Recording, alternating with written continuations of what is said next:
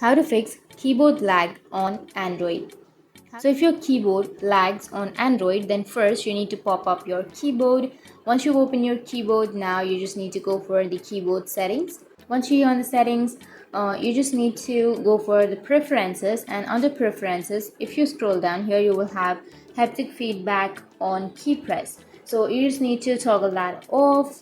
Once you toggle that off, now you can also try switching the theme. So tap on theme and then you can try to switch your theme from dynamic to system auto or default dark.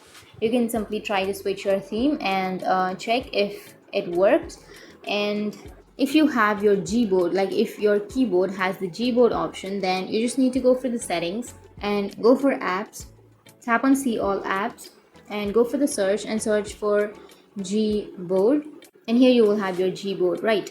So under the gboard, you just need to go for storage and cache and go for clear cache, and you just need to go for clear storage. And once you've cleared your cache and storage, then you just need to go back and tap on or press the power button, and here you will get the power off button or restart button. So simply tap on restart, and once you've restarted, your problem will be fixed.